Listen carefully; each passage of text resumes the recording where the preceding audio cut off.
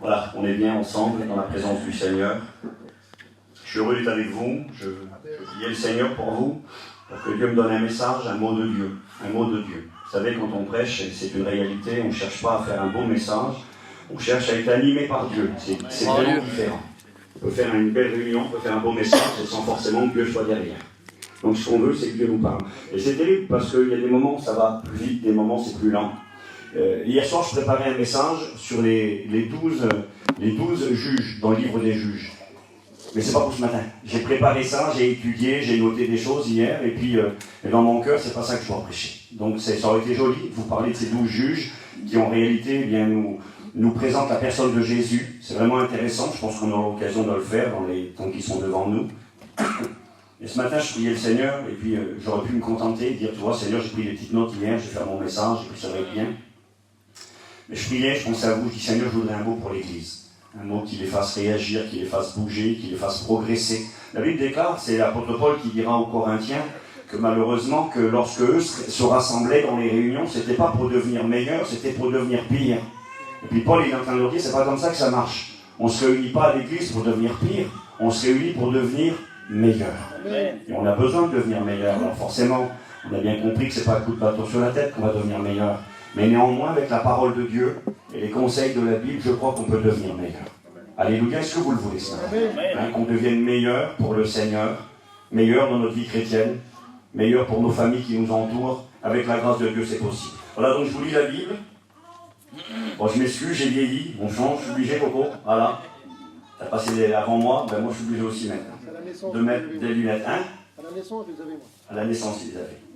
Merci Seigneur. J'écoutais Coco parler ce matin et j'étais content de l'écouter. Vous savez, il ne faut jamais oublier, je sais que vous ne l'oubliez pas, hein, au même titre que tous nos anciens, je pense à Marceau qui est là, qui pendant 40 ans s'est occupé de l'œuvre ici. On n'était pas nés, faisait des réunions. Donc on doit toujours respecter et honorer nos frères. Et puis ben, Coco, il a travaillé ici pendant, et il travaille toujours, mais comme responsable pendant une 20aine d'années. Donc il a quand même donné de son temps, de sa personne. Et la Bible dit qu'il faut honorer les anciens. D'un double honneur, surtout ceux qui travaillent à la prédication, ne jamais oublier. Vous savez, s'il y a toute cette œuvre dans cette région, c'est grâce à Dieu. Premièrement, c'est Dieu, pas de problème. Dieu le Père, Jésus le Fils et le Saint-Esprit, c'est Jésus qui ajoute à l'Église. C'est Dieu qui a tellement aimé le monde qu'il a donné son Fils unique. C'est le Saint-Esprit qui a convaincu les cœurs de péché, de justice et de jugement. Alors bien sûr, toute la gloire est à Dieu. Mais Dieu travaille avec les hommes.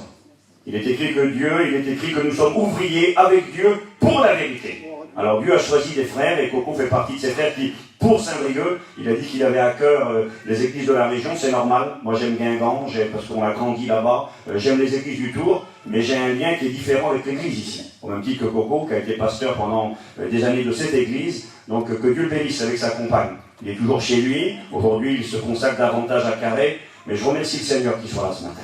Hein, nous l'apprécions et nous reconnaissons que si aujourd'hui il y a l'église ici à Saint-Brieuc, que s'il y a l'œuvre qui s'est faite, c'est grâce à Dieu, mais c'est grâce aussi aux frères qui sont venus après dans la marche. Mais c'est grâce aussi à Coco qui a travaillé là pendant 20 ans, ce qui n'est pas rien. Donc on le remercie ce matin au nom du Seigneur. Vous savez, c'est un frère qui disait ça récemment, il disait, il semblerait que c'est pas correct de dire merci à quelqu'un. Ah bon, c'est écrit où ça? Au contraire, c'est marqué qu'il faut honorer. Et honorer, c'est reconnaître. C'est apprécier à sa valeur ce que les gens ont fait pour nous. On vit dans un monde d'ingratitude. C'est écrit dans la parole de Dieu que dans les derniers temps, les gens seront ingrats. Tout est normal. Ingrat, c'est pas être reconnaissant. Tu m'as aidé, tu m'as dépanné, j'étais dans le problème, et je fais comme si rien n'était. Non, c'est pas vrai. Je te remercie pour ce que tu as fait pour moi. Je suis reconnaissant, tu m'as aidé, tu m'as tendu la main, tu as été un moyen de bénédiction. Alors la gloire à Dieu en premier, mais la reconnaissance aussi et le remerciement à nos frères. Voilà, merci à Dieu. Donc je vais vous lire la parole de Dieu dans le livre de Malachie. Je vais vous lire un verset. Un verset, Malachie, chapitre 3, verset 18. Malachie, c'est le dernier livre de l'Ancien Testament, c'est un prophète de l'Éternel. Et Malachie a dit ceci. Vous verrez de nouveau la différence entre le juste et le méchant, entre celui qui sert Dieu et entre celui qui ne le sert pas. Et je vous lis un deuxième passage dans l'Épître aux Romains. Romains, donc c'est dans le Nouveau Testament, juste après les Actes des Apôtres, au chapitre 9 et au verset 13. C'est l'Éternel qui parle, c'est Dieu, et Dieu dit ceci. J'ai aimé Jacob et j'ai haï Ésaü. Dieu il dit qu'il aime une personne, ce Dieu qui est amour est capable de dire j'ai aimé Jacob, j'ai haï Ésaü. Et ce matin, eh bien, j'aimerais vous parler de la différence. C'est ce que Dieu m'a dit sur mon cœur avant de venir à la réunion. Donc j'ai fini mon petit message sur un bout de papier dans l'auto en venant. C'est pas que c'est pas sérieux, c'est que justement, c'est sérieux, c'est parce qu'on veut un mot de Dieu. Donc on pourrait chercher dans nos messages. Vous voyez, au début de ma Bible, là, j'ai des messages, j'ai plein de messages, des grands messages, des petits, des notes, et tout. Mais nous voulons un mot de Dieu. Et je crois que Dieu voudrait nous faire comprendre quelque chose ensemble ce matin. Vous verrez de nouveau. Il semblerait que pendant un moment, on ne l'a plus vu, ou on ne le voyait pas. Mais vous verrez encore, ça veut dire, vous verrez encore, vous verrez de nouveau la différence entre celui qui sert Dieu et celui qui ne le sert pas, entre le méchant et le juste. Et ce matin, j'aimerais ensemble qu'on s'examine, qu'on se pose des questions. Et la question est celle-ci: est-ce que les gens, quand ils regardent nos vies, voient une différence entre nous et ceux qui n'appartiennent pas à Dieu? C'est une question importante, ça. Est-ce qu'il y a une différence? Est-ce que les gens, quand ils nous voient des gens qui servent Dieu, ou voient des gens qui ne servent pas Dieu? Ou est-ce qu'ils voient des gens qui sont considérés comme des justes? Parce que quelqu'un qui est juste n'est pas quelqu'un de parfait. Quelqu'un qui est juste, aujourd'hui, c'est un chrétien. Un chrétien est juste. Il a été justifié. Il a été lavé dans le sang de l'agneau. Il a été sanctifié. Il a été purifié. Il a reçu un cœur nouveau. Il appartient à Dieu. On l'appelle le juste. Il n'est plus un méchant. Parfois, nous étions méchants. C'est Coco qui disait ça souvent. Il disait que le méchant, c'est pas forcément celui qui fait les 400 coups et qui tue tout le monde. Le méchant, c'est celui qui ne veut pas de Dieu. C'est celui qui n'appartient pas à Dieu. C'est ce que nous étions autrefois. Nous étions des méchants. Nous étions des enfants de colère, destinés à la colère. Mais il a fait de nous des gentils. Il a fait de nous des justes. Il nous a justifiés. Et la Bible nous déclare, il est écrit dans Malachie, vous verrez encore la différence entre le juste et l'injuste. Entre celui qui me sert et celui qui ne me sert pas. Donc, ce que je vais vous partager au départ, ça ne va pas trop gêner, je crois pas. À la fin, ça peut gêner un peu plus, mais c'est pas grave, nous voulons la Bible tout entière et le Christ tout entier. Oui, Dieu fait une distinction, Dieu fait une différence, et le monde doit faire cette différence entre celui qui appartient à Dieu et celui qui ne lui appartient pas. Dans le contexte. Le contexte, c'est quoi? Le contexte, c'est les versets qui sont autour. Quand tu lis un verset dans la Bible, il n'est pas tout seul. Il y a toujours des versets autour. Il y a des versets avant, il y a des versets après, normalement. À part le premier verset de la Bible, dans la Genèse, le chapitre 1er, verset 1er, et dans le livre de l'Apocalypse, il n'y a plus de versets après. Mais il y a tout le temps des versets autour. Et parfois, bien c'est vrai, parfois c'est pas correct, et c'est même dangereux de prendre un verset, et puis de ne pas regarder ce qu'il y a autour. Parce que si tu fais ça, tu peux faire dire à la Bible ce que tu veux, c'est vrai, Marceau. Tu prends un verset comme ça, tu fais dire à la Bible ce que tu veux. Je me souviens, un jour, un homme m'a dit ceci, il m'a dit, c'est écrit défends ta cause si elle est juste. Oui, il voulait se battre avec les gens. Donc non, je ne suis pas d'accord. Tu prends le verset, tu l'enlèves du contexte, on ne se bat pas avec les gens. On est des justes, on est des chrétiens. On est des gens qui appartiennent à Dieu, non. Oui, on défend notre cause, par la parole, avec la douceur, avec le langage, mais pas pour se battre avec les gens. Donc on prend les versets hors contexte, ça ne marche pas. Ce verset, si tu lis ce qui a écrit autour, on peut le faire, on va le faire un instant.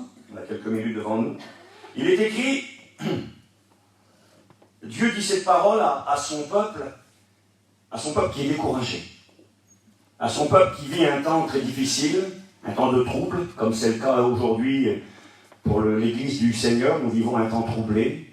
On est dans le monde, on n'en fait plus partie, mais néanmoins dans ce monde qui est chahuté par les tempêtes et puis les ouragans, eh bien on est aussi dans la barque en attendant que Jésus vienne nous chercher, et parfois on est impacté. Quand on va mettre du carburant, eh bien on paye pareil que tout le monde. Quand on va au magasin, eh bien, quand on a mis 100 € de course dans le caddie, on fait pareil que tout le monde. On a la même vie. La pluie tombe sur le juste et l'injuste, on vit sur la terre. Et parfois, quand le bateau est chahuté de gauche et de droite, eh bien le monde a peur.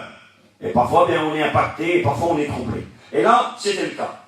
Dans le livre de Malachie, il est écrit ceci. Dieu dit à son peuple, Malachie 3, verset 13, il dira, vos paroles sont rudes contre moi. Paroles rudes, c'est-à-dire elles sont sévères, elles sont dures. Le peuple de Dieu qui parle contre Dieu, et qui est quelque part un peu en colère contre Dieu, qui un peu lève le poing et dit, mais Seigneur, mais qu'est-ce qui se passe? Qu'est-ce que tu fais? Mais pourquoi? Vos paroles sont rudes contre moi, dit l'Éternel. Et vous, vous dites, mais qu'avons-nous dit contre toi, Seigneur? Vous avez dit, ça sert à rien de servir Dieu. C'est pas paroles dures, ça. Un chrétien qui arrive à ce raisonnement, à un moment donné, qui est capable de dire, à quoi ça sert de servir le Seigneur? À quoi ça sert d'être un chrétien? À quoi ça sert de se sanctifier? À quoi ça sert de marcher dans les voies de Dieu, d'être fidèle? de ne pas rendre le mal, de ne pas rendre le mal pour le mal, de marcher dans tes voies, de marcher dans la justice, dans la vérité, dans la lumière. À quoi ça sert? Il y a des moments où on est troublé, puis ne jouons pas au héros ce matin. Il y a des hommes de Dieu plus grands que vous et moi qui ont été troublés des fois dans la tempête. Je pense à Asaph, psaume 73, qui va être capable de dire, eh bien mon pied était sur le point de glisser. Dieu est bon, il va dire, mais toutefois, il est honnête. Mes pieds étaient sur le point de glisser, je portais envie aux insensés, je disais, je parlerai comme eux, parce que c'est en vain que j'ai purifié mes mains. Ça veut dire, Seigneur, j'ai fait plein de choses pour toi, j'ai fait tous mes efforts. Asaph, c'est pas le premier venu. Asaph, c'est un serviteur de Dieu, c'est un lévite. Il est responsable de la chorale, c'est lui qui chante les cantiques, les louanges de l'Éternel dans le lieu de culte où on adore Dieu, c'est lui le principal, on le voit, il est en tête, il loue, il compose des cantiques, c'est un serviteur de Dieu. Et le serviteur de Dieu est capable de dire dans la tempête et l'incompréhension des épreuves de la vie, il est capable de dire, Seigneur, eh bien j'ai voulu faire comme les autres. J'ai voulu, mon pied était en train de glisser, chanter que j'étais en train de déraper, chanter que j'étais en train de m'éloigner de toi. Ici, c'est le cas du peuple de Dieu qui parle contre Dieu. Ils vont dire, ça ne sert à rien de servir Dieu. Qu'avons-nous gagné à observer tes commandements, à marcher avec tristesse, à cause de l'Éternel? Quand on dit à cause, c'est pas bien. Hein? À cause, c'est qu'on n'est pas contre. On dit, c'est à cause de toi. C'est à cause de toi. À cause, c'est pas bien. Si on dit c'est grâce à toi, c'est mieux par contre. Ah, grâce, c'est grâce à lui. Donc quelque part, c'est positif. Grâce, c'est-à-dire, c'est à lui que je le dois. Je le dois à lui. Mais quand tu dis à cause, c'est pas bon. Hein. Et eux, ils disent, qu'avons-nous gagné à observer ses préceptes, à marcher avec tristesse à cause de l'Éternel des armées? Maintenant, nous estimons heureux les hautains. Les hautains, c'est les orgueilleux, les méchants. C'est eux qu'on estime. C'est comme eux qu'on veut être. Nous estimons les hautains. Oui, les méchants prospèrent. Oui, ils tentent Dieu et ils échappent. C'est marqué, ainsi se parlèrent ceux qui craignent l'Éternel. Parlant entre le peuple de Dieu. Ils disent, on va faire comme les méchants, on va faire comme les gens du monde. Puis Dieu dit non, ne raisonnez pas comme ça. C'est une mauvaise attitude. Puis Dieu c'est terrible parce que, quelque part, Dieu aurait pu dire, qu'est-ce que vous dites là? Je vais vous punir, je vais vous juger, excusez-moi, un langage moderne, je vais vous couper la tête, qu'est-ce que vous dites? Non, Dieu coupe la tête à personne. Écoutez ce que Dieu dira. L'Éternel fut attentif. Il considère le trouble de son peuple dans les temps difficiles. Et puis, il est écrit, Dieu écouta. Et il écrivit un livre. Dieu va ordonner qu'un livre soit écrit. Le livre du souvenir. Bizarre, ça, hein? Le livre du souvenir pour les gens qui étaient en train de murmurer dans l'épreuve, dans la souffrance, dans les questions, dans les comment, dans les pourquoi. Pourquoi l'épreuve dans ma vie? Pourquoi la difficulté? Pourquoi le méchant prospère-t-il? C'est pas vrai, le méchant ne prospère pas. Mais parfois il y a l'apparence, parce que ça ne dure jamais longtemps. Si un méchant prospère, tôt ou tard, il est fauché comme le blé. Il est écrit, un livre du souvenir fut écrit devant lui pour ceux qui craignent l'Éternel et qui honorent son nom. Ils seront à moi, dit l'Éternel. Il dit à son peuple, écoutez mon peuple. Aujourd'hui, c'est compliqué pour vous. Aujourd'hui, vous êtes dans le grand bateau qui s'appelle le monde. Vous êtes chahuté, vous êtes aussi troublé, vous avez des moments difficiles. Comme tous, c'est vrai. Mais écoutez ceci. Le livre du souvenir. Ils seront à moi, dit l'Éternel des armées. Ils m'appartiendront au jour que je prépare. J'aurai compassion d'eux, comme un homme a compassion de son fils qui le sert. Et vous verrez de nouveau la différence entre le juste et le méchant, entre celui qui sert Dieu et celui qui ne le sert pas, car le jour vient. Et le jour dont parle le prophète, c'est le jour de la colère de Dieu. C'est le jour du jugement qui bientôt va s'abattre sur le monde, quand l'Église va être enlevée. Donc je crois que ce verset est très important, parce qu'il parle en particulier à la génération qui connaîtra l'enlèvement avant le jour du jugement, avant le jour de la colère. Et d'ailleurs c'est écrit, car voici le jour vient ardent comme une fournaise, tous les hautains, ceux qu'on pourrait envier aujourd'hui, ceux qu'on pourrait dire dans nos cœurs, je vais faire comme lui, et je vais parler comme elle, et je vais agir comme elle. Je crois que là, il ne s'agit pas simplement des gens du monde auxquels on pourrait vouloir s'identifier, mais il s'agit parfois peut-être de certains chrétiens de nom à qui on voudrait ressembler. De certains chrétiens que vous pourriez dire, je vais faire comme lui, non? Je vais faire comme elle, regarde. Sans essayer de juger personne, mais on connaît plus ou moins la vie de chacun. Ben lui, il fait ci, lui, il fait ça, et puis Dieu le bénit, puis c'est un chrétien, puis il ira au ciel. Et bien moi, je vais faire comme lui. Ben attention, c'est pas sûr qu'il ira au ciel. Quand on fait n'importe quoi, c'est pas sûr qu'on va au ciel. Et là, il est écrit, car voici le jour vient, ardent comme une fournaise. Tous les hautains, tous les méchants seront comme du chaume. Et le chaume, on le coupe. Comme de la paille, si vous voulez. Le jour qui vient les embrasera, dit l'Éternel des armées. Il ne leur laissera ni racine ni rameau. Fauché complètement, plus rien. Mais pour vous qui craignez mon nom, se lèvera le soleil de la justice, la guérison sera sous ses ailes, vous sortirez, vous foulerez les méchants, car ils seront comme de la cendre sous la plante de vos pieds au jour que je prépare, dit l'Éternel. Ça, en réalité, c'est un verset dans son contexte qui nous parle justement de la distinction que Dieu va faire bientôt dans le jugement. Et c'est une manière de dire aux chrétiens des temps de la fin, de leur dire, écoutez, tenez bon! Ne vous révoltez pas contre moi, dit le Seigneur, même si la vie est difficile, je vous l'avais dit. Jésus nous avait tout annoncé d'avance. Bien sûr, Jésus a dit dans sa parole, vous aurez des tribulations dans le monde, prenez courage et vaincu le monde. Mais parlant des temps qui sont les nôtres aujourd'hui, l'apôtre Paul, poussé par l'Esprit, dira dans 2 Timothée 3, verset 1er, sachez, faut le savoir, que dans les derniers jours viendront des temps difficiles. Plusieurs abandonneront la foi pour s'attacher à des doctrines de démons, à des esprits séducteurs. Plusieurs vont abandonner. 1 Timothée chapitre 3, verset 1er. Donc oui, on vit ces temps, 1 Timothée 4, pardon, je crois, c'est pas très grave. Donc on vit ces temps difficiles, où parfois on est troublé parce que bien, la vie est compliquée. Parce qu'il y a des combats, parce qu'il y a des souffrances. Coco rappelait notre frère William qui a perdu son fils de 36 ans. La pire souffrance qui est possible sur la terre, perdre un enfant. Comment faire face à cela? Eh bien justement, il y a une différence entre celui qui sert Dieu et celui qui ne le sert pas. Même dans l'épreuve. Je l'ai écrit, je vais en parler dans 2 minutes. Il y a une différence. Un jour, le Seigneur va reprocher, c'est un reproche parce que ce n'était pas fait d'une manière spirituelle, c'était fait d'une manière charnelle et orgueilleuse et prétentieuse. Jésus va parler de 2 hommes qui sont dans le temple. Est-ce qu'ils ont vraiment existé? Est-ce que c'est qu'une parabole? Peu importe. De toute façon, des cas comme ça existe. 2 hommes qui viennent au temple. L'un d'entre eux est percepteur d'impôts. Il travaille pour la solde des Romains. C'est pas terrible, hein. Un péager, un peu comme un publicain, comme Zachée le publicain. C'était les gens les plus mal vus de l'époque. Travailler pour l'ennemi, c'était des voleurs souvent. Ils avaient trahi leur peuple pour la gloire, pour la réussite, pour l'argent. Et puis il est écrit que le publicain il va dans le temple pour prier Dieu. A-t-il le droit d'entrer celui-là? À la limite, on l'a peut-être mis dehors, le publicain. Puis pendant qu'il est en train de prier, à côté de lui, il y en a un autre, lui c'est l'homme religieux, c'est le pharisien. Pharisien, c'est un mot qui signifie ceux qui sont séparés. Cet homme-là, il était séparé, il marchait, il faisait attention à tout. Il avait une certaine sainteté de vie, une certaine apparence de religion. Et puis il est en train de prier, et il est écrit que le publicain se frappe la poitrine. Alors, il faut mettre la vérité, je crois, là où elle est. Moi j'aime bien cette histoire de la parole de Dieu, c'est Jésus qui l'explique, on est obligé d'aimer ce que Jésus dit. Mais je crois qu'il faut aussi trouver un équilibre. Si on est un publicain, on a le droit de venir devant le Seigneur. On a le droit de s'exprimer, puis faire comme le publicain, baisser la tête. Il ne lève même pas la tête, il a trop honte de ce qu'il est. Il se sent tellement indigne, il a la tête baissée, puis il se tape la poitrine. Et il dit, sois apaisé envers moi, je suis un homme pécheur. Quand il dit sois apaisé, la vraie signification de cette expression biblique, il dit, regarde sur le couvercle du propitiatoire. C'est compliqué, dans le temple à Jérusalem, il y avait une boîte en or, ça s'appelait l'Arche d'Alliance. Dessus, il y avait un couvercle qu'on appelait le propitiatoire, avec 2 anges, il était en or. Et c'est sur ce couvercle qu'on mettait le sang d'un animal innocent pour le pardon des péchés. Cet homme, il est en train de dire à Dieu, oh Dieu, regarde au sang du sacrifice. Et c'est ce que nous on fait quand on vient devant Dieu, quand on a péché, quand on a mis un genou à terre, quand on a fait une erreur. On se frappe la poitrine, on dit, Seigneur, pardon. Regarde au sang de Jésus. Regarde pas à moi, je ne mérite pas. Je mérite la condamnation. Mais à cause de Jésus, fais-moi grâce. Regarde au sang. Et puis il est écrit que l'autre à côté, il ne priait pas pareil, lui. Il priait, il disait, Seigneur, je te loue. De ce que je ne suis pas comme le reste des hommes.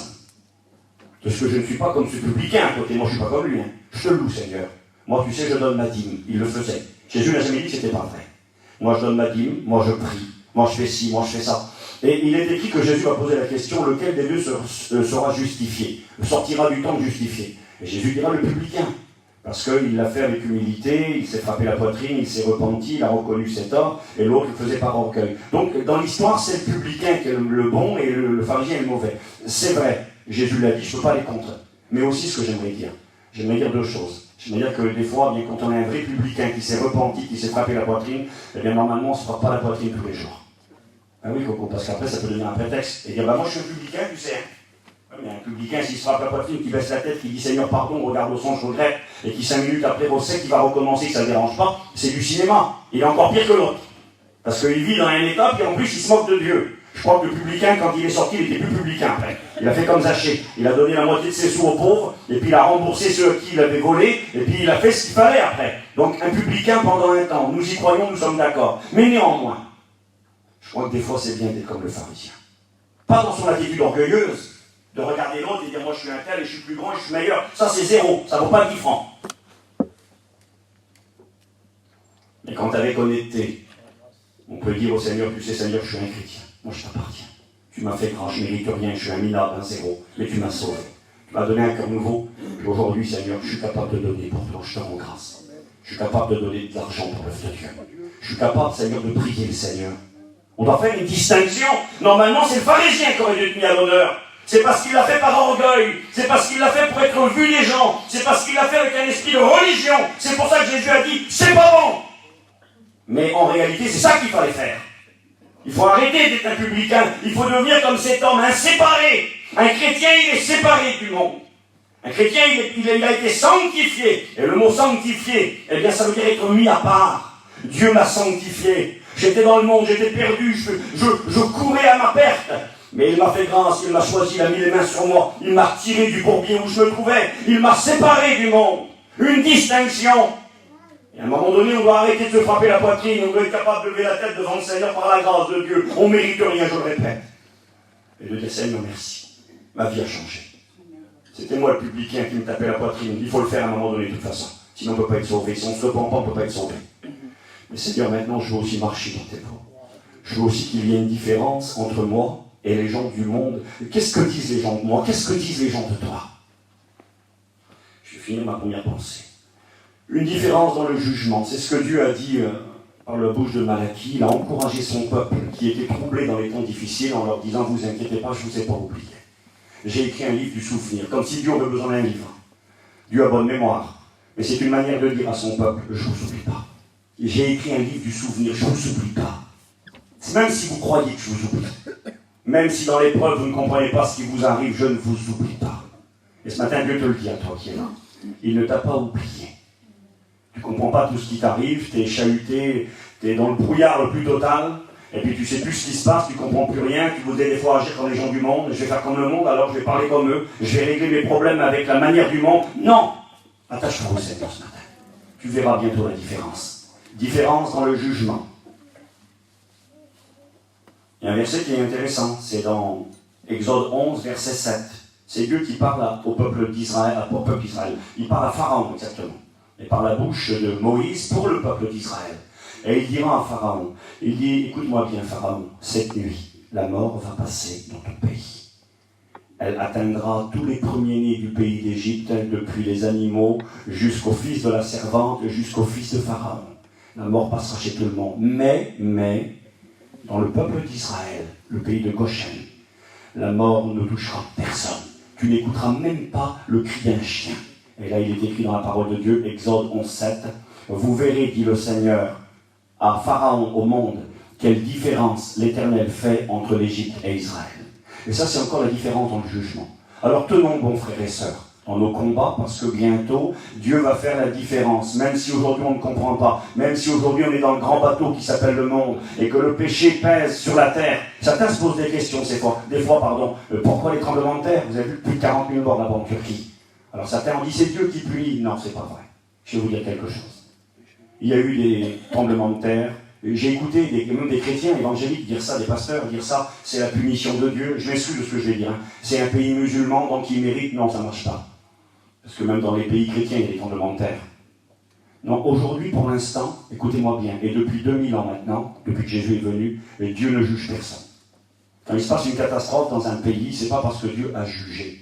Pour l'instant, le Seigneur fait grâce. Il est écrit, Jean 3, verset 17, Dieu n'a pas envoyé son Fils dans le monde pour qu'il juge le monde, mais pour que le monde soit sauvé par lui. Donc tout ce qui arrive aujourd'hui sur la terre, que ce soit les catastrophes et les cataclysmes, les tremblements de terre, les tornades, les tempêtes, ne sont pas le fruit d'un jugement divin. Bientôt ils le seront. Bientôt ils le seront, quand l'Église aura été enlevée. Alors il est écrit que Jésus jugera le monde. C'est marqué dans Acte 17, verset 30. Paul dira que Dieu, sans tenir compte des temps d'ignorance, annonce à tous les hommes que Dieu a fixé un jour où il va juger le monde. Et là, par contre, ça va chauffer. Là, il y aura des tremblements de terre. Là, il y aura des guerres. Là, il y aura des cataclysmes. Il y aura des pénuries alimentaires. Il y aura des épidémies énormes. Ça sera le jugement divin. Le jugement de Dieu contre le monde qui lui a fait la guerre. C'est marqué dans le psaume 2. Il est marqué que les nations, les princes de la terre, les rois de la terre se sont unis ensemble contre l'Éternel et contre le Christ. Mais celui qui est assis sur le trône, il rit. Et il dit, et le Père parle et il dit, embrassez mon fils avant que sa colère ne se manifeste, car sa colère est prompte à s'enflammer. Et Dieu met en garde. Et bientôt la colère de l'agneau va venir. Nous connaissons Apocalypse 6. Il est écrit que des hommes et des femmes, des grands, des petits, les gens importants, les gens de rien, se cacheront dans les montagnes, dans les rochers, et ils diront aux rochers, tombez sur nous, cachez-nous devant la colère de celui qui est assis sur le trône, et devant la colère de l'agneau. Ça, c'est le temps où le Christ sera le juge de toute la terre. Il est écrit que Dieu a remis tout jugement entre les mains de son Fils. Mais pour l'instant, non. Pour l'instant, ce n'est pas des jugements divins. Alors pourquoi, Steve? Alors écoutez-moi bien, les mystères appartiennent à Dieu. Bon, je n'ai pas toutes les réponses, mais ce que je peux vous dire, ça c'est écrit aussi dans la Bible. Il est écrit que le péché pèse sur la terre. Et tellement que le péché atteint des niveaux de proportions grandes, oui, ça préfigure la colère qui va venir bientôt. Mais déjà à cause du péché, il y a des conséquences. Il est écrit que la terre, elle est comme un homme ivre, qui chancelle, un homme qui est soué, qui boum, il part à gauche, il se tape à droite. Elle est comme une cabane qui est sur le point de s'écrouler. Une poutre qui tombe, une ardoise, un morceau de mur, ça tombe de tous les côtés à cause du péché. Et aujourd'hui, bien, le monde vit dans un état d'immoralité et de guerre contre Dieu. On se rit des chrétiens, on se rit de la Bible, on se rit de la morale chrétienne. Et on vit dans la souillure, le mal est appelé bien. Il n'y a plus de bornes, plus de limites, plus de notions. C'est la confusion totale. Et bien dans ce monde, en état de guerre contre Dieu, de révolte, eh bien on récolte ce que l'on sème. Moi je ne suis pas un écologiste, en particulier les gitans ne sont pas trop écologistes. Écologiste, c'est celui qui protège la nature. Il fait attention, il ne prend pas son auto pour respecter l'environnement, il met bien les poubelles partout parce qu'il trie. Faites tout ce tri sélectif, je le sais, tout le monde le fait ici dans l'église, évidemment. Hein, ma femme la première, elle rigole. On n'est pas trop écologiste. Bon ben maintenant, je ne veux pas rentrer là-dedans, mais il y a un verset dans l'Apocalypse qui dit ça. Dieu dit, je détruirai ceux qui détruisent la terre. Marquez-moi sur là. Ceux qui détruisent la terre. Donc je ne vous invite pas forcément à être écologiste, mais maintenant, il y a des conséquences. Quand on sème quelque chose, on le récolte. Tu sèmes du blé, tu vas récolter du blé. Tu sèmes du maïs, tu récolteras du maïs. Il est écrit, si tu sèmes le vent, tu récolteras la tempête. Et quelque part, aujourd'hui, le monde connaît les conséquences des actions des hommes, dans leur débordement, dans l'amour de l'argent. Au nom de l'amour de l'argent, bien, ceux qui nous dirigent sont capables de faire des choses terribles. Ils savent que ça nuit à l'environnement, que ça nuit à la nature, mais ils gagnent des sous. Donc ils n'ont rien à faire, et les conséquences sont importantes. Donc oui, il va y avoir un jugement qui vient devant nous, et nous l'avons vu. En Égypte, ça a été le même cas. Dieu a fait la différence entre Israël et l'Égypte. Et Dieu va faire une différence très bientôt entre ses enfants et ceux qui ne lui appartiennent pas. Et c'est une manière de dire, tenez bon, ça vaut le coup de combattre le bon combat, de rester fidèle jusqu'à la fin, parce que bientôt il va y avoir une différence. Deux dans un lit, l'un sera pris, l'autre sera laissé. Deux dans un champ, l'un sera pris, l'autre sera laissé. Deux femmes à la meule le matin, s'occupant des tâches domestiques de leur foyer, l'une sera prise, l'autre sera laissée, parce que Dieu va faire la différence. Donc vous voyez, ça c'est un encouragement, et c'est le côté positif du message. La différence, elle sera manifestée lorsque Jésus reviendra prendre les chrétiens, ceux qui auront pratiqué la justice, qui auront servi Dieu honnêtement, authentiquement, eh bien seront enlevés. Ceux qui malheureusement n'auront joué qu'un rôle, auront été des chrétiens d'apparence, resteront sur la terre. Dieu a dit, c'est intéressant, le verset que j'ai lu, j'ai aimé Jacob, j'ai haï Ésaü. Vous vous souvenez qui sont ces deux garçons, Ésaü et Jacob? Ce sont, quel est leur lien de parenté, vous vous souvenez? Hein? Des jumeaux, donc c'est des frères. C'est des frères et des jumeaux, tu as raison. Donc des jumeaux, normalement, censément, ils ont quasiment la même génétique.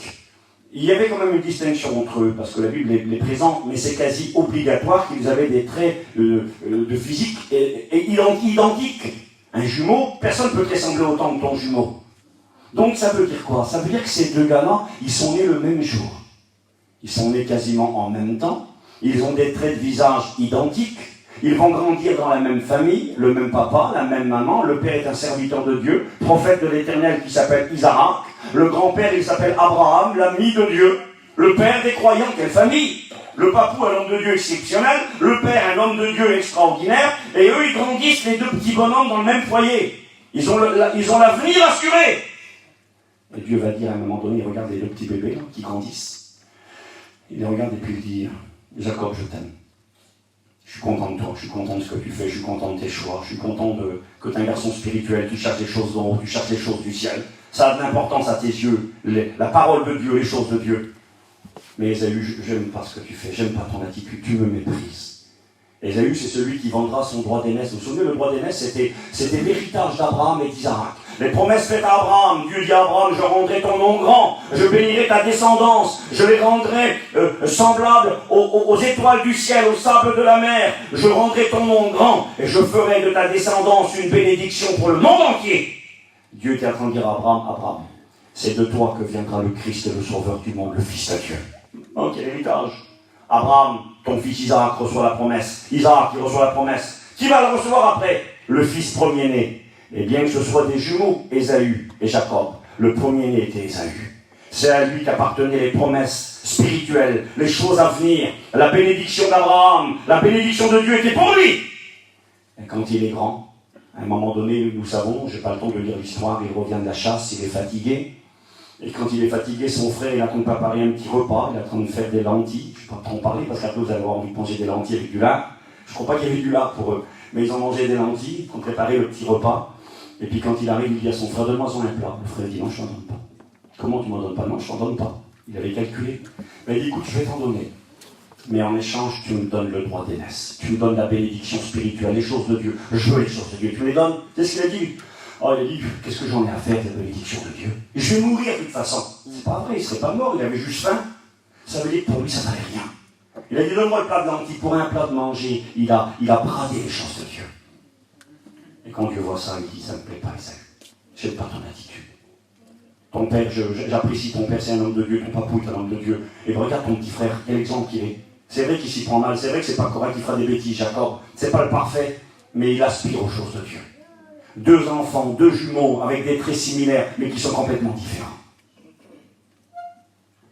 J'ai marqué ça, moi, dans mes petites notes. J'ai marqué, quelle est la pire des religions? Il y en a des religions sur la terre. La pire de toutes. Allez, je vous laisse parler 2 minutes. Léon, c'est quoi la pire des religions? La pire? Allez, tu ne sais pas. Il y en a des religions, il y en a plein de religions. Michel, tu veux aider ta sœur ou quoi, non? Hein? Les musulmans, il dit. J'espère qu'il n'y en a pas une cachée, t'es mort, toi. Moi, j'ai rien dit, ça, il n'y a pas rien. Les musulmans. Marceau, qu'est-ce que t'en penses, un ancien? Peut-être les chrétiens, je pense. La pire, la vérité. Vous avez écouté ce qu'il a dit, l'ancien? Les chrétiens? Excuse-moi, je prends un langage, je ne vais pas réfléchir. C'est pas vrai. Hein. Tu déraisonnes, Marceau, t'es fou, t'as pas pris la tête. Parle-moi comme la sœur a dit, à la limite. Musulman, c'est une secte chrétienne hérétique qui a déraillé, puis qui est en train d'amener le monde aujourd'hui dans une guerre contre Jésus. Jésus n'est pas le Fils de Dieu, il n'est pas mort sur la croix, c'est du blasphème. La Bible déclare que c'est comme ça qu'on reconnaît l'esprit, l'apôtre Jean dira, l'esprit de l'antéchrist. Quiconque nie que Jésus est le Christ venu en chair, eh bien c'est l'esprit de l'antéchrist. Donc c'est pas rien. Les faux prophètes, ils sont sortis du milieu de nous. Alors moi je dirais, Michel, c'est toi qui as raison, Marceau l'Ancien, allez, une croix sur lui. Eh bien, pas de croix sur personne, mais c'est Marceau qui a fait ça. La pire religion, la plus dangereuse des religions, c'est les chrétiens, et attention, pas n'importe lesquels. Ah oui, d'accord, excusez-moi. Ah oui, les catholiques peut-être alors. Ils rendent le culte aux idoles, ils prient les saints, les statues, les bonhommes de bois. C'est eux? Non, c'est pas eux les pires. Les orthodoxes, témoins de Jéhovah? Non. La pire religion du monde, la plus dangereuse, c'est les chrétiens évangéliques. C'est la pire. Steve, tu fais raison, c'est nous les chrétiens qu'on est juste perdus là. Non, si ça devient une religion, oui. Ça, parce que c'est ça le pire. C'est qu'on peut devenir un religieux évangélique.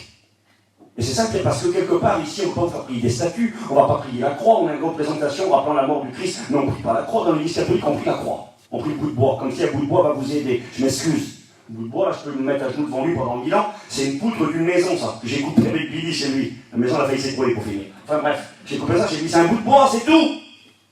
On ne prie pas le bois, nous. On croit dans la Bible, on croit en Jésus, mort à la croix, ressuscité le 3e jour, Fils de Dieu, Sauveur du monde. D'accord, on sait que c'est vrai. On sait qu'il va revenir bientôt, qu'il demandera des comptes à l'humanité. On a des notions. Mais la tragédie, c'est qu'on peut devenir un religieux. C'était que le cœur n'y est pas. Les deux jumeaux, Ésaü et Jacob, ces deux jumeaux, ils se ressemblent, ils grandissent dans le même foyer, on va dire, ils vont à la même église, Ils ont le même pasteur, ils écoutent les mêmes messages. Ben, les deux, c'est bon. Dieu dit non, c'est pas bon. Regarde, ils se ressemblent. C'est ça le pire. C'est que ça ressemble. C'est tellement proche de la vérité. Mais Dieu dit, vous verrez bientôt la différence entre celui qui me sert vraiment et celui qui ne me sert pas. Posons-nous la question ce matin avec honnêteté. Sommes-nous des hommes et des femmes spirituels? Sommes-nous des hommes et des femmes religieuses? On peut devenir religieux. On peut avoir son foulard sur la tête. Pour mes sœurs, faites-le, il faut le faire. C'est la Bible qui l'a dit.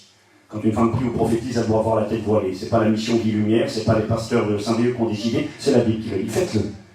Mais on peut avoir un foulard sur sa tête. On peut, pour les hommes, se découvrir. On peut faire bien des choses. Mais la question à se poser, la première, c'est est-ce que je le fais avec spiritualité? Est-ce que je le fais parce que j'aime Dieu, parce que je veux plaire à Dieu, parce que je suis un authentique, un chrétien authentique? Un homme un jour a dit ça. Il a dit, savez-vous quelle est la différence entre un costume qui vaut 5000 €, j'en ai pas, et un costume qui vaut 50 €? J'en ai peut-être dans mon placard, dans ces prix-là.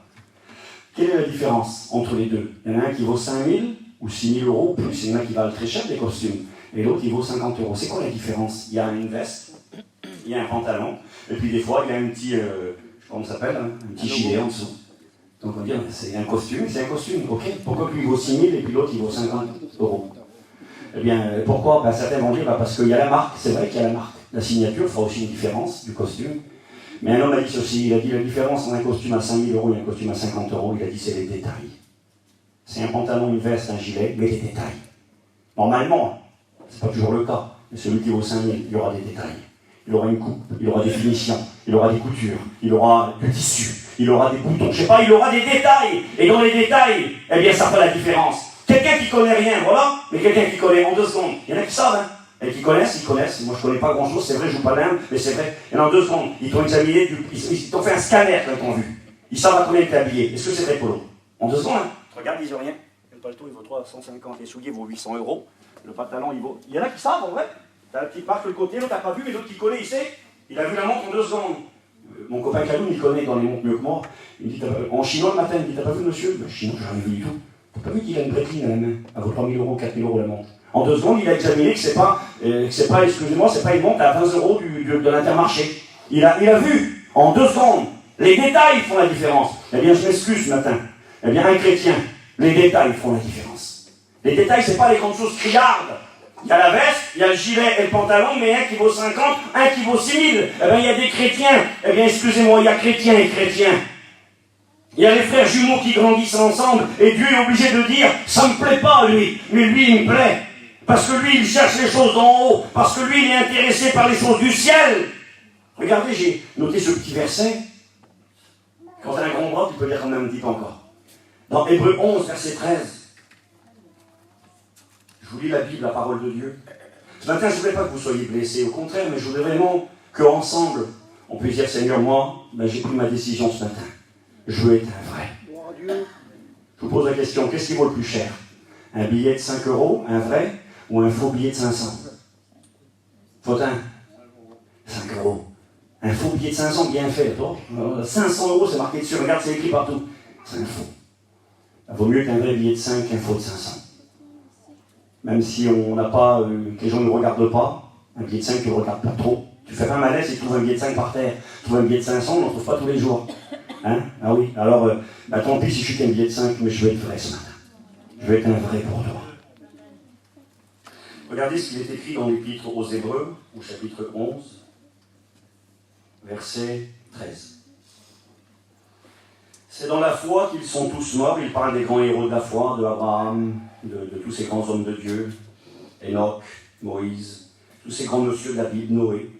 C'est dans la foi qu'ils sont tous morts sans avoir obtenu les choses promises, mais ils les ont vues et saluées de loin,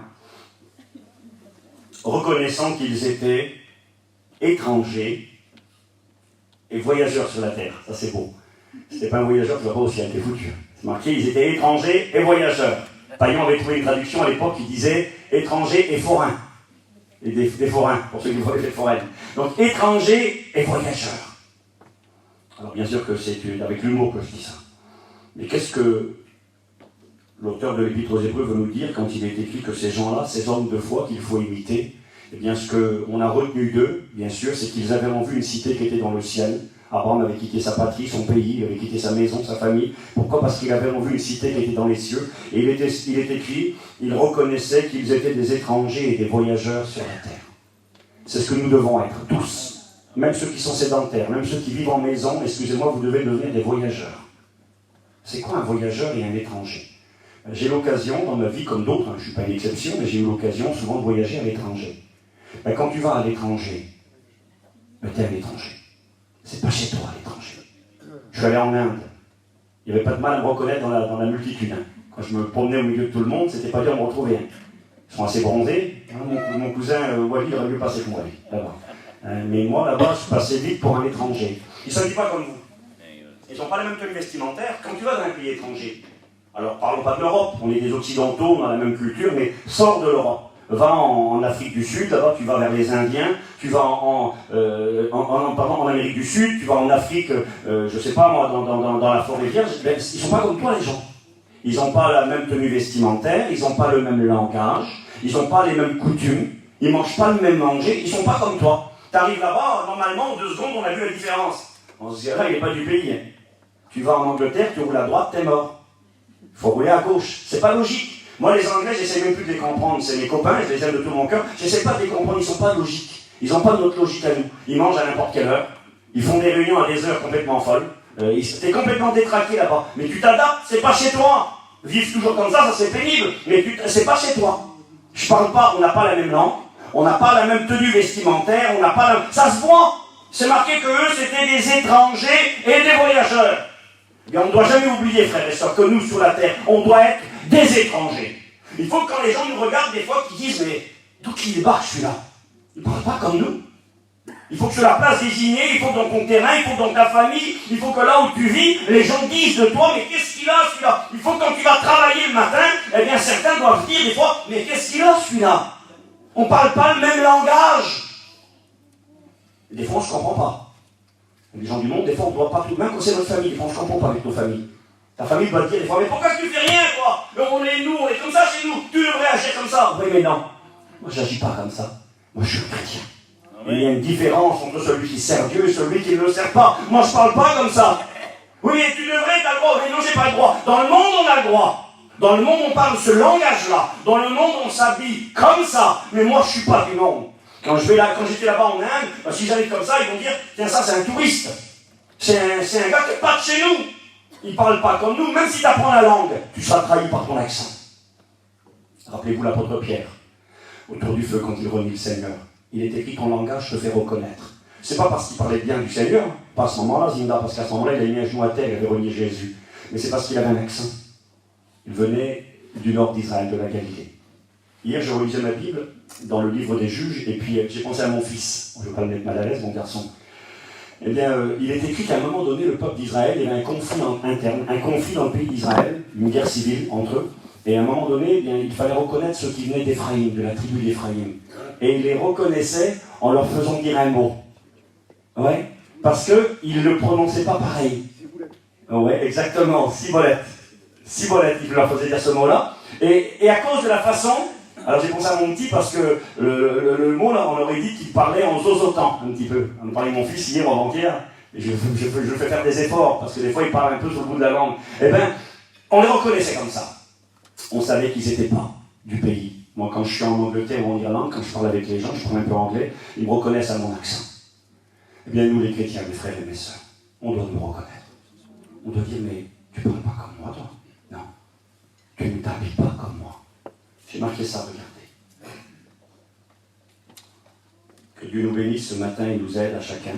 Il y aura bientôt une différence dans le jugement. Il y aura une différence, on reconnaîtra celui qui sert Dieu, qui ne le sert pas. Je le répète, un matin, des hommes ou des femmes se lèveront, le mari ou la compagne auront disparu parce que Dieu va faire la différence. 2 copains au boulot, bien un aura disparu, l'autre restera. Et 2 femmes qui font leurs petites affaires le matin, l'une restera, l'autre partira parce qu'il va y avoir la différence dans le jugement. Ok. Mais il y a aussi, donc j'avais marqué la différence dans l'épreuve, je regarde l'heure, différence dans l'épreuve. Un chrétien dans l'épreuve, bien n'est pas comme les gens du monde. J'y reviens dans 2 secondes. Je continue sur la pensée de tout de suite. Étrangers et voyageurs sur la terre, c'est ce que nous devons être. Des gens de passage, c'est pas chez nous ici. Est-ce que vous avez compris que c'est pas chez vous ici? Ben, si je ne sais pas chez vous, ne vous tuez pas. Donnez pas toute votre vie pour la terre. Parce qu'il y a des chrétiens qui donnent toute leur vie, tout leur temps. Ils vivent que pour ça. Il n'y a que ça qui compte. Ça prend leur temps, leur pensée, ça prend tout. Ça les accapare. La nuit, ils en rêvent. La journée, ils en parlent. Que des choses de la terre. Je m'excuse ce matin. Je ne pense à personne. On parle des camions, on parle des campings, on parle des autos, on parle des maisons, on parle des terrains, on parle du travail. Il n'y a que ça. Il est où Jésus dans tout ça? Elle est où sa place? Comme les gens du monde, ils parlent des affaires, ils parlent du commerce, ils connaissent tout, le dernier camion, le dernier lifting, la dernière barre, le dernier camping, ils connaissent tout, il n'y a que ça qui compte. Ben, c'est pas chez moi ici, puis c'est pas chez vous. On n'est que de passage. Quand on était en prison, c'est pas terrible ce que je vais dire là, mais voilà, j'aime pas parler de moi quand je prêche, mais c'est un exemple simplement. Quand j'étais en prison avec mon cousin Billy, le fils de ma tante Sona qui est là, eh bien, nous, on n'avait pas forcément la même vision que certains autres prisonniers. C'est peut-être pas nous qui avions raison, mais c'était notre idée. On était là pour longtemps, on savait qu'on partait pour quelques années. Eh bien, nous, puis même si ça avait tout le monde, on fait pareil, on nettoyait la cellule. On a nettoyé, mais grave, nettoyé en grand, nettoyé les murs, on nettoyait par terre, on nettoyait tout. Puis quand on changeait de cellule, eh bien, les gens étaient contents de venir dans notre cellule parce qu'elle était propre. Je peux dire que ça brillait, j'exagérais, mais c'était très propre. Parce qu'on y vivait. Certains nous disaient, je me rappelle de quelqu'un qui disait, mais c'est pas chez nous ici. Pourquoi faire s'en occuper? Pourquoi je vais laver les murs? Moi, c'est pas chez moi ici. Je sais pas, mon copain, tu vas rester 8 mois ou 1 an là-dedans. Si c'est pas chez toi ici, tu vas te faire manger par les asticots au bout d'1 an. Ben oui, même que c'est pas chez toi. Alors, c'était pas chez moi, c'est vrai. J'aimais pas les murs, j'aimais pas la prison. Mais je savais que je devais y rester pendant un temps. Heureusement que c'était pas ma maison fixe. Je savais que je devais y rester pendant un temps. Tant qu'à faire, il fallait faire pour le mieux. On nettoyait les murs, on nettoyait nos affaires, on faisait en sorte que ça soit le plus agréable possible. C'était pas agréable, mais faire le mieux possible. Quelque part, si sur la terre on peut être mieux, tant mieux. C'est marqué dans la parole de Dieu, si quelqu'un est esclave et qu'il peut devenir libre, c'est l'occasion. C'est-à-dire, si tu peux améliorer ta situation de vie sur la terre, tant mieux. Tu marches à pied, tu achètes une petite auto propre, sûre, tant mieux. Tu peux acheter un terrain, une maison, moi j'ai rien contre personne, en vérité, Dieu le sait. Tu peux, tant mieux. Mais quelle place ça va prendre dans ta vie? Là, c'est plus saisir l'occasion, c'est vivre que pour ça. C'est marqué dans la parole de Dieu, j'ai noté les versets. Enfin, tout de suite, j'ai écrit ça. Moi, j'aime bien noter toujours les versets parce que comme ça, on ne peut pas discuter, c'est la Bible. 1 Jean 2,15, n'aimez pas le monde ni les choses qui sont dans le monde. Colossiens 3,1, recherchez les choses d'en haut. Il faut rechercher les choses d'en haut. Quand je suis un étranger comme Abraham et les hommes de la Bible, c'est pas chez moi ici. Maintenant, si je peux avoir un bout de maison ou une grande maison, vous avez ce que vous avez, que Dieu vous bénisse, mais que ça prend pas ma vie. Mais si ça prend ma vie, ben je dis non, c'est pas chez moi ici. Moi, ma maison est dans le ciel. C'est là que je vais rester. Je vais rester avec Dieu, moi, avec Jésus pour l'éternité. Je vis pas pour la terre. Mais il y a des chrétiens, ils vivent que pour la terre. Ça prend tout leur temps, toute leur vie, toute leur pensée. On vient même plus à la réunion parce que ça prend tellement de place dans nos vies. Que Dieu nous y aide, frères et sœurs. Que Dieu nous y aide. Je vous ai dit qu'un étranger, il ne parle pas comme les gens du monde. Quelques versets qui parlent du langage. J'ai marqué les deux langages. Vous reconnaîtrez, vous verrez la différence entre celui qui sert Dieu et celui qui ne le sert pas. C'est marqué dans Jacques 3, verset 11. Bible à l'appui. D'une même source ne peut sortir de l'eau douce et de l'eau amère. Il y a deux sources. Et on doit faire la différence. C'est l'abondance du cœur que la bouche parle. Ça montre qu'il y a certains cœurs, ça ne va pas être très beau à l'intérieur. Le langage de certains chrétiens. Mon frère, ma soeur, si ce matin Dieu te parle et qu'il te montre ta vie, ne te sens pas... si tu es attristé, c'est bien, merci Seigneur. C'est marqué que la tristesse, selon Dieu, elle produit la repentance, dont on ne se repent pas, elle produit la vie. Des fois, on est triste dans une réunion. Et c'est peut-être des fois les meilleures réunions. Quand on est honnête et que Dieu nous parle et qu'on dit Seigneur, j'ai loupé le corps, j'ai fait une erreur, je me suis trompé. Ou Seigneur, ça va pas, ma vie, il faut que je change. Mon langage, il a raison, pasteur. Quelle différence, quel langage que j'ai chez moi. Quel langage que j'ai dans mon travail. Regardez, j'ai noté le verset, j'y reviens, l'eau douce et l'eau amère. Jean 3, 11. Éphésiens, chapitre 4, verset 25. Il est marqué renoncer, dites non, ça veut dire au mensonge, et que chacun de vous parle avec vérité à son prochain. C'est qui mon prochain? C'est ma femme, c'est mes parents, c'est mes amis? Non, on voit dans la parabole de Jésus, le prochain, c'est l'étranger. Jésus dit, qui a été son prochain? Ben, ça a été le Samaritain, un étranger avec qui on n'a aucune relation. Quel langage avons-nous? Vous savez que dans le monde de mentir, c'est normal. J'ai mon petit cousin, là, Esaïe, le pasteur de Guingamp. Il voulait porter le nom de son père. Voilà, parce que malheureusement, bien les parents, bien avant, n'étaient pas trop convertis, c'était pas le langage de la vérité, c'était le langage du mensonge. Donc il portait le nom de sa mère, il voulait porter le nom de son père, et son père était mort, mon oncle. Et puis il est allé voir les grandiers, puis il a dit, voilà, je voulais porter le nom de mon papa. Mon papa est parti, je voulais porter le nom, d'accord, mais elle a dit, monsieur, c'est pas possible. Elle dit, votre père est décédé il y a trop longtemps, on ne peut pas faire. Et il y a peut-être une solution. Il dit, c'est simple, il dit, c'est pas trop méchant. Il dit, vous demandez à un de vos oncles qui viennent, qui vous reconnaissent comme quoi il est votre père, puis vous portez le nom de votre père. Le tour est joué. Le petit, il a dit, mais mon oncle, c'est pas mon père. Oh, mais écoutez, monsieur, il avait dit de la mairie. Oh, monsieur, vous savez, c'est pas méchant. Hein. Puis tout le monde le fait. Tout le monde, oui, c'est vrai, tout le monde le fait. Le petit est revenu, a réfléchi. C'était tentant, puis quelque part, c'était pas pour faire des choses mal. Puis il a dit non. Il a rappelé la dame et il a dit, madame, je m'excuse, il dit, je peux pas le faire. Il dit, vous me demandez de mentir. Moi, je suis un chrétien. Ah, quel bonheur. Je suis un chrétien. Moi, je peux pas. T'es pas hier à l'autre? Ben oui, je suis un hier à l'autre. Je suis un chrétien, je peux pas. Puis quelques temps après, la dame m'a rappelé, bon, écoutez, monsieur, j'ai trouvé une autre solution, pas besoin de mentir, venez vous faire vos papiers. Aujourd'hui, porte le nom de son père. La tentation est bien des fois. Je le dis à la gloire de Dieu ce matin. Le Seigneur le sait, c'est pas avec orgueil, j'ai besoin de Dieu tous les jours que Dieu m'aide. Mais j'ai un copain avec qui je travaille parfois, et je suis content parce que c'est à la gloire de Dieu. Alors je ne sais pas comment il faisait avant, je ne veux rien dire moi, mais il m'a dit ça un jour, ça m'a béni dans mon cœur. On travaillait ensemble depuis quelques mois, et puis quand on est sorti un jour d'une maison, il m'a regardé, il m'a dit, Steve, il m'a dit, avec toi, j'ai appris à sortir la tête haute des maisons. Vraiment que c'est beau. Sortir la tête haute. Quand tu sais que tu n'as pas baratiné, que tu n'as pas dit de bêtises, que tu n'as pas menti, que tu as dit la vérité, maintenant je ne te dis pas de raconter toute ta vie, moi, quand tu vas travailler le matin. Hein, tu fais tes affaires, mais il ne faut pas mentir. Un chrétien, ça ne ment pas. Un chrétien, ça vit dans la vérité. Est-ce que vous êtes d'accord avec la Bible? Amen. On doit dire oui ce matin. Mon langage me fait reconnaître. J'ai un accent, mon accent c'est le ciel. D'où tu viens? Tu viens de Marseille? Non, je ne viens pas de Marseille.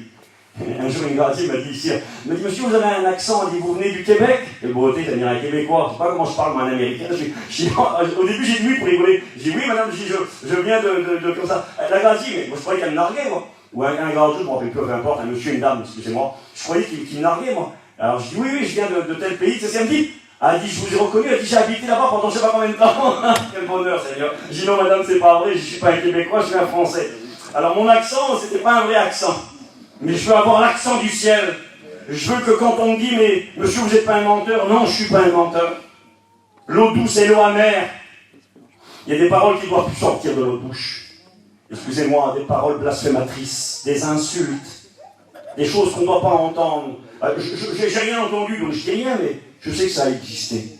Des chrétiens qui insultaient leurs enfants en leur souhaitant des maladies, ça a existé, ça. Vous en avez connu comme ça? Hein? Je vois les anciens qui font oui de la tête. Excusez-moi, tu vas attraper telle maladie. Oh, Jésus, ta grâce. Puis quand tu es à l'hôpital et puis tu pleures, le pasteur, venez, mon petit malade. Mais arrête. C'est toi qui insultais ton enfant. Tu disais des choses, on serait arraché les cheveux. Non, non, Seigneur. Il y a une différence. Je ne parle pas le langage de la terre, moi. Je ne veux pas de l'eau amère, l'eau de la calomnie, l'eau de la médisance, l'eau de la méchanceté, l'eau du mensonge. Je veux que dans mon cœur, il y ait cette source de vie. Jésus a dit, celui qui boit de cette eau, une source jaillira en lui, Jean 4, et elle jaillira jusque dans la vie éternelle. C'est la source de l'eau douce. Je me dépêche, j'aurai bientôt fini. Que Dieu soit béni et glorifié. Un dernier mot là-dessus. Une différence dans le langage, parce qu'on est des étrangers. Une différence vestimentaire. Vous savez, je ne veux pas être un rabat-joie puis répéter les mêmes choses inutilement. Je pensais à notre église. Et je voulais vous parler en tant que pasteur ce matin, pasteur de l'Assemblée avec des comptes à rendre à Dieu. Paul a dit un jour à l'église d'Éphèse, il a dit, je ne vous ai rien caché du conseil de Dieu. Je suis pur du sang de vous tous. Mes mains sont pures, je vous ai dit la vérité. Vous en avez fait ce que vous en avez. Alors attention, si je dis ça pour tuer tout le monde avec une mitraillette et puis que je tue tout le monde, excusez-moi, je reste couché chez moi, c'est mieux. Moi je veux tuer personne ce matin. Je veux qu'on aille tous au ciel. Puis je veux qu'on soit prêts, mais je n'ai pas le droit de vous tromper. Je n'ai pas le droit de vous dire, allez-y, on va tous au paradis, chante ça dans le monde, c'est pas vrai. Et forcez-vous d'entrer par la porte étroite et resserrée. Luc chapitre 13. Car étroite est la porte, resserrée le chemin qui mène à la vie, et quoi? La fin du verset, Marceau, c'est quoi? Et il y en a peu qui le trouvent. Donc on n'a pas le droit de tromper personne. Je n'ai pas le droit de me tromper à moi, je n'ai pas le droit de vous tromper à vous. On doit faire une distinction. De toute façon, si on veut la distinction quand le jugement viendra, il faut que la distinction soit faite avant.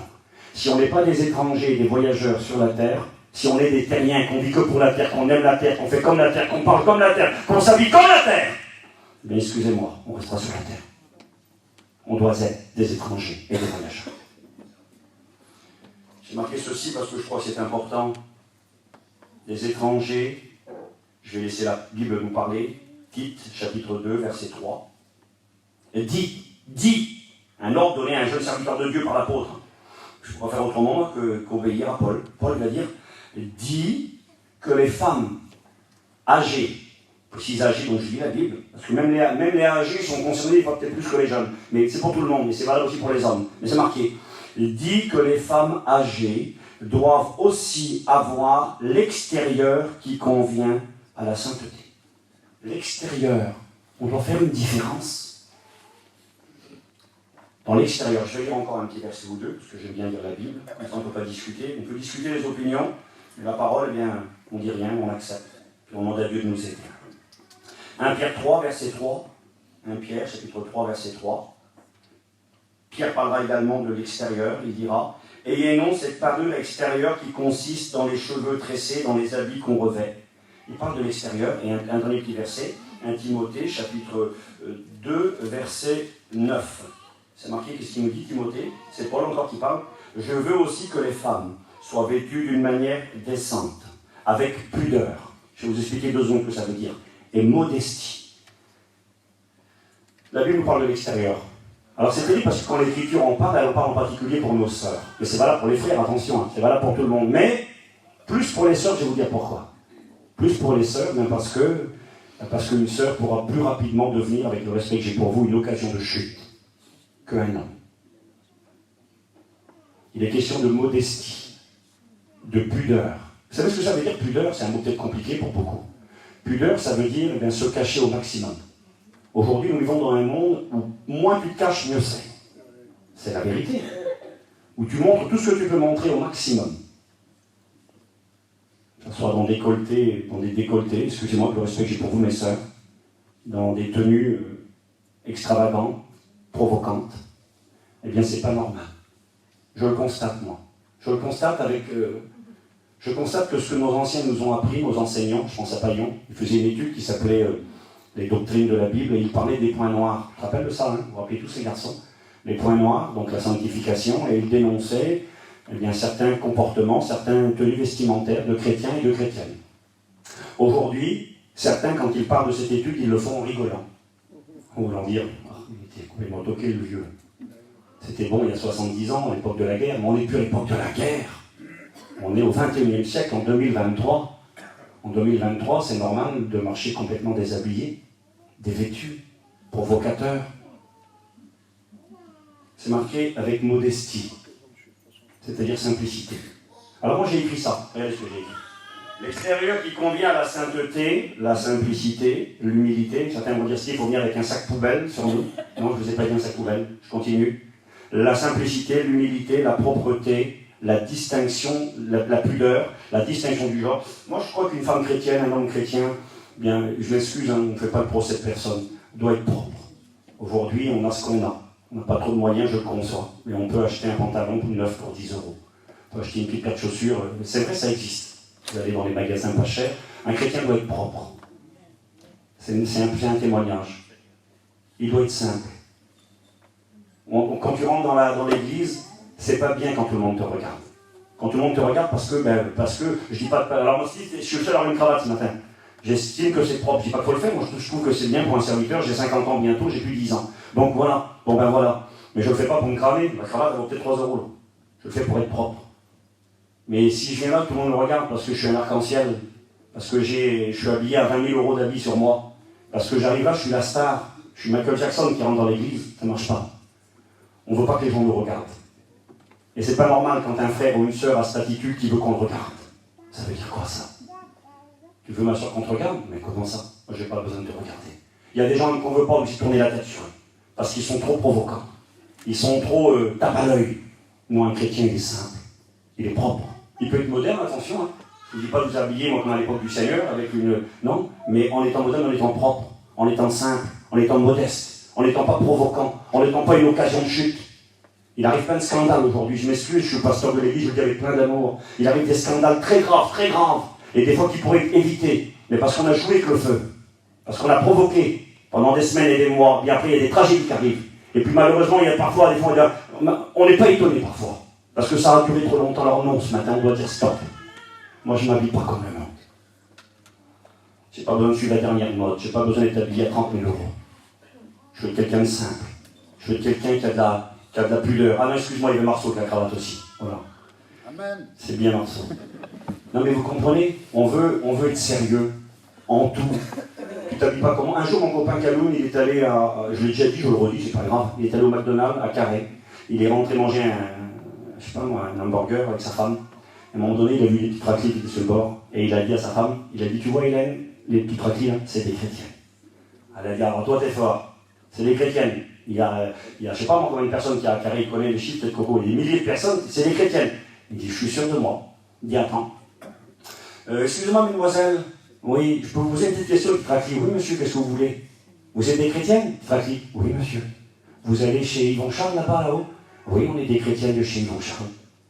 Comment qu'il avait su? Leur tenue vestimentaire. Il était en train de parler que c'était des chrétiennes. J'ai marqué ça aujourd'hui plus que jamais, il faut l'écouter ça. Écoutez ce que j'ai écrit. Tenue vestimentaire, l'apparence, l'extérieur. J'ai marqué, il faut qu'on voie dans nos vêtements une distinction de genre. Qu'est-ce que tu racontes si tu parles des voyageurs, raconte. Pourquoi distinction de genre? On vit dans un monde qui s'appelle, aujourd'hui, ça s'appelle les transgenres. Les hommes, c'est des femmes, les femmes, c'est des hommes. Les habits mixtes. Tu ne sais pas si c'est un habit d'homme, un habit de femme. La femme ressemble à un homme, l'homme ressemble à une femme. Mais c'est normal, attention. C'est normal, on est au XXIe siècle. Maintenant, je m'excuse, moi je suis un chrétien. Moi je ne suis pas moderne, je suis éternel. Je m'appuie sur la parole de Dieu. Alors le transgenre, ça ne marche pas. Un homme, c'est un homme. Et une femme, c'est une femme. Mes sœurs, soyez des femmes. Je vous le demande au nom du Seigneur. Qu'on puisse voir en vous qu'il n'y ait pas de doute sur votre tenue vestimentaire, sur votre coupe de cheveux. Que vous ressembliez. Alors je ne suis pas en train de vous parler d'enfer, moi. Attendez, vous êtes perdu, vous allez en enfer, vous avez coupé 5 cm de cheveux. Je ne vous dis pas ça. Je ne vous parle pas d'enfer, pas du tout. Mais je suis en train de vous dire, il faut qu'il y ait une distinction. Pas qu'on se trompe. Ah oui, j'appelle la sœur, là-bas il arrive, il a la queue de cheval, c'est François. Il arrive. François, mais arrête, qu'est-ce que ça fait? Je plaisante qui François, c'est qu'il n'y a pas de François ce matin. Un homme, c'est un homme. Peigne-toi comme un homme. Coupe-toi les cheveux comme un homme. Habille-toi comme un homme. En étant moderne, si t'es un petit jeune. Viens pas débrayer avec les habits arrachés dans tous les sens. J'ai pas besoin de voir ton short pour être ton caleçon, c'est telle marche, j'ai pas besoin de le voir. Aie de la pudeur. C'est vrai, Fautin. Un homme, c'est un homme. Ah, autrefois, il n'y avait pas besoin de prêcher ça. Marceau, il sait mieux que moi je suis un jeune. Marceau, il y a 30 ans, 40 ans, t'as pas besoin de prêcher ça, c'était normal. Un voyageur, c'était un homme. Et puis une femme, c'était une femme. Aujourd'hui, on ne sait plus. Et ça, il faut le prêcher dans nos églises. On doit le prêcher à nos jeunes aussi. Parce que des fois, pour les vieux, c'est ok. On l'a compris. Mais les gens, oui, là, c'est un jeune. Écoute-moi, si c'est une chrétienne, c'est une chrétienne, même qu'elle a 17 ans, même qu'elle a 18 ans. Si c'est un garçon qui est chrétien, c'est un chrétien. C'est le même évangile pour tout le monde. Alors bien sûr, et puis ça aussi, c'est vrai. Alors un petit jeune, il va mettre un jean. Après, tu as 80 ans, tu as un jean avec des baskets, c'est bizarre. Habille-toi à ton âge aussi. Dis aux femmes âgées. Parce qu'il semblerait que les femmes âgées, elles devaient dérégler un petit peu aussi à l'époque. Elles croyaient peut-être qu'elles avaient 17 ans. Il faut faire attention. On a 60, on n'a plus 17. Si tu t'habilles comme ta fille, c'est des fois compliqué. Je m'excuse, ce matin, je ne vais mettre dans la veste personne. Enfin, je vais arrêter là-dessus. Il est la nuit, je vais devoir finir. J'ai marqué ceci, vous verrez la différence entre celui qui craint Dieu et celui qui ne le craint pas. On doit voir la différence, frères et sœurs, on doit le voir. Vous êtes des étrangers, des voyageurs, pas comme le monde, on est des chrétiens. Pas des arriérés, non, c'est vrai. Être simple, être propre, c'est bien, t'as ce que t'as, mais vis pour le ciel. Les 10 jeunes filles, 5 folles et 5 sages, elles se ressemblaient, elles étaient ensemble. Elles avaient pourtant une différence dans les détails. 5 avaient de l'huile dans les lampes, la vie de Dieu, 5 autres n'en avaient pas. C'était des religieux évangéliques. Ne soyons pas des religieux évangéliques. Et j'ai marqué pour terminer, j'avais écrit ça, ne soyons pas des hommes du monde, soyons des gens et des femmes du ciel, ne soyons pas des Ésaü, soyons des Jacob. Et j'ai fini tout de suite, je ferme ma Bible, et j'ai marqué différence dans l'épreuve. Différence dans l'épreuve, ça je voulais vous le partager. Je ne sais pas si je l'ai fait la dernière fois, je ne m'en rappelle plus, c'est pas grave. Différence dans l'épreuve. L'attitude qu'on doit avoir dans l'épreuve. Vous verrez la différence. Il a parlé de William Coco tout à l'heure, on doit voir la différence. Est-ce que c'est possible? Une semaine ou 15 jours, ou je ne sais pas, ou quelques semaines après l'enterrement de son fils, de chanter des cantiques. La Bible déclare que celui qui est dans la joie, il chante des cantiques. Peut-on avoir de la joie après avoir traversé une telle tragédie? Mais il y a la joie de Dieu. Bien sûr, ne me faites pas dire ce que je n'ai pas dit. La perte d'un être cher, c'est une cicatrice qui souvent est impossible de refermer. Et puis ça fait mal, et quand on y pense, on pleure, et puis il y a ce manque, il y a ce vide qui est là, et c'est normal. Mais il y a quand même cette joie et cette paix de Dieu dans l'épreuve. Et je pensais à Paul et Silas dans la prison, acte 16. Ils viennent de prendre des coups, on les a battus, on connaît très bien tous l'histoire. Ils ont pris des coups de bâton, des coups de fouet, ils sont jetés en prison, des chaînes aux mains, des morceaux de bois aux pieds. Et puis c'est marqué qu'au milieu de la nuit, ils se sont mis à prier et ils se sont mis à chanter les louanges du Seigneur. Celui qui est dans la joie, qu'il chante à l'Éternel. Des louanges. Les louanges, c'est Seigneur, je te loue, Seigneur, merci, Seigneur, t'es grand. On peut louer Dieu même dans nos épreuves. On peut être reconnaissant parce que notre nom est inscrit dans le livre de vie. On peut être reconnaissant parce que le Saint-Esprit, qui est le grand consolateur, habite notre cœur. On peut être reconnaissant parce que Jésus ne nous abandonnera jamais. Il est avec nous tous les jours jusqu'à la fin du monde. Et je finis tout de suite, c'est promis. Différence dans nos épreuves. Il y a un verset que j'ai mis longtemps à comprendre et qui est dur. C'est Jacques, le frère de Jésus, qui dit ça. Jacques 1, verset 2. Il dit « Mes frères, regardez comme un sujet de joie complète. » Un sujet de joie complète. Alors on ne peut pas laisser complet, c'est rempli. Une joie grave, une grande joie. Regardez comme un sujet de joie complète. Quoi, Paul ? Que votre nom soit inscrit dans le ciel, ça serait un sujet de joie, c'est-à-dire merci, Jésus l'a dit, réjouissez-vous de ce que vos noms sont inscrits dans les cieux. Se réjouir parce que je suis sauvé. Oui, d'accord. Se réjouir parce que Dieu écoute mes prières. J'ai pas le temps d'en parler, j'avais marqué différence dans la prière. Élie prie Dieu, les faux prophètes prient leur Dieu. Rien ne se passe. Élie prie l'Éternel, le feu descend du ciel et la gloire se manifeste. La différence dans la prière, on n'est pas des religieux, nous. Je m'excuse, je prie pas Saint François, Saint Thomas, Saint Joseph, je prie pas des idoles, des statues, je prie pas Allah non plus, je prie l'Éternel, le Dieu d'Israël, le créateur de l'univers, qui a un fils qui s'appelle Jésus, qui est mon sauveur. Je prie le vrai Dieu. Et je dois avoir du résultat dans mes prières, parce que je m'adresse au Dieu qui est vivant. Alléluia. Je n'ai pas le temps d'en parler, je passe, mais je finis là-dessus. Différence dans l'épreuve. Regardez comme un sujet de joie complète. Quoi ? Dis-le à la fin du verset pour le succès. Non ? Ah oui. Les diverses épreuves auxquelles vous êtes exposés. Une épreuve, c'est la souffrance. C'est l'injustice. C'est quand on pleure, quand on a mal, quand justement on aurait toutes les raisons de pleurer puis d'être triste. Et lui il dit, regardez comme un sujet de joie complète les différentes épreuves auxquelles vous êtes exposés. Moi pendant longtemps je me suis dit, Seigneur, ce verset-là, moi je ne le comprends pas. Comment faire pour se réjouir devant les épreuves ? Moi j'en veux pas toujours des épreuves, je suis comme vous. Alors comment se réjouir dans les épreuves ? On peut se réjouir dans les épreuves si on a le regard de la foi. Si on comprend que Dieu tient nos vies dans ses mains, qu'il est le gouvernail de la barque de ma vie, qu'il me conduit à bon port, qu'il sait ce qu'il fait. Alors je ne me résigne pas dans l'épreuve, je prie comme Paul. Je prie pourquoi ? Si je suis malade, je prie pour être guéri. Si j'ai des problèmes, quels qu'ils soient, financiers, familiaux et autres, je prie à Dieu pour que Dieu change la situation. Aucun problème. Mais une fois que j'ai prié Dieu, j'arrête de me lamenter. Il y en a qui prient, qui jettent le fardeau au pied du Seigneur. Seigneur, tu vois ma famille, tu vois mon foyer, tu vois mes enfants, tu vois mes problèmes. Ils mettent tout au pied de Jésus. C'est bon, ils ont obéi. Venez à moi, vous qui êtes fatigués, chargés, vous aurez du repos. Ils posent tout. Mais quand ils partent de la réunion, ils reprennent le fardeau, ils le remettent sur leurs épaules et ils repartent. Il faut arrêter, il faut le laisser au pied du Seigneur. Il faut se mettre à louer Dieu par la foi, sachant que Dieu tient tout dans ses mains, sachant qu'il écoute les prières, sachant qu'il change les temps, les circonstances, et sachant que si parfois Dieu dit non, parce que Dieu peut dire non dans une prière, attention, hein, ben, quand Dieu dit non, ça vaut les 1000 oui. C'est Dieu encore qui a raison. Peut-on remercier Dieu pour des coups ? Je ne sais pas s'il y en a qui nous a pris des coups, pour l'évangile, pour l'œuvre de Dieu, être frappé, être battu. Peut-on remercier Dieu ? Alors je vous raconte ce témoignage et j'aurai fini. Je ne sais pas si je l'ai dit, je le répète, mais j'aime bien. Ça me touche terrible quand j'écoute ce petit témoignage. Je voulais envoyer sur le groupe de l'église. Le témoignage de Shlomo, c'est un juif. Shlomo, ça veut dire Salomon. Hein ? Shlomo, il existe et il vit sur la terre pendant la Deuxième Guerre mondiale. Et puis, c'est un juif. Il est arrêté par les soldats allemands, certainement. Puis, il est mis dans les camps de la mort. Il est à Bergen-Belsen, là-bas, dans les camps de concentration. Et puis, la vie est très, très dure dans les camps. Les gens meurent par centaines, par milliers, par millions. Il y a eu 6 millions de juifs qui ont été tués dans les camps de la mort. Les gens meurent, c'est le cauchemar, c'est le chaos le plus terrible. Ils doivent travailler, ils prennent des coups, on ne leur donne pas à manger, ils meurent de maladie, on les tue dans les chambres à gaz, c'est l'horreur.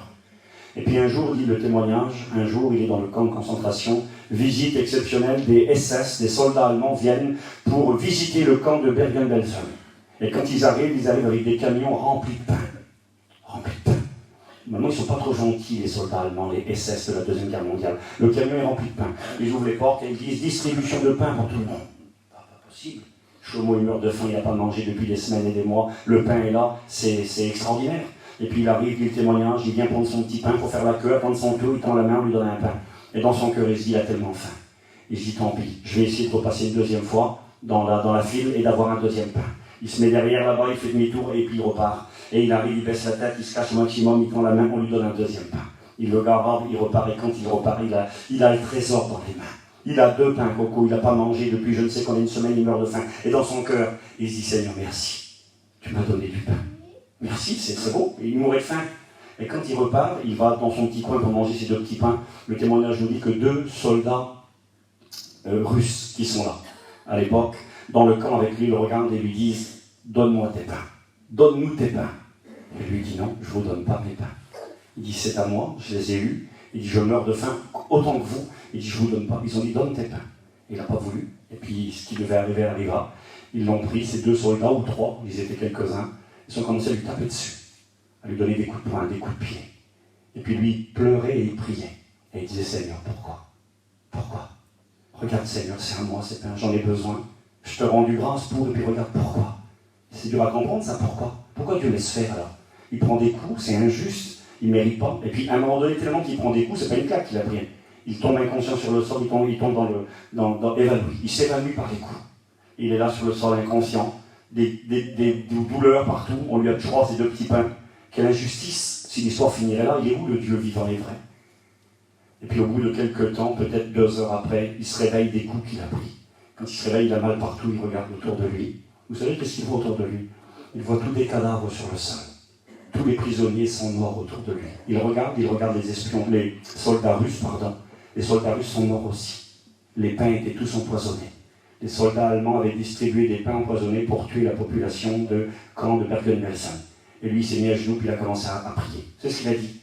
Il a dit, Seigneur, merci pour les coups. Coco, Seigneur, merci pour les coups. Aujourd'hui, je serais mort si je n'avais pas pris les coups. Alors j'ai compris le verset.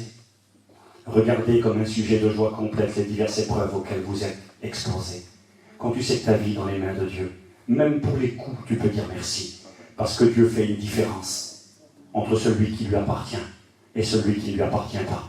T'appartiens à Dieu, relève ta tête, prends courage. Il ne t'a pas abandonné. Et même pour les coups de la vie, on peut lui dire merci. On prie le Seigneur, s'il vous plaît. Seigneur, nous voulons te rendre grâce et te dire merci ce matin. Merci pour la Bible. Merci pour le Saint-Esprit. Seigneur, notre Dieu,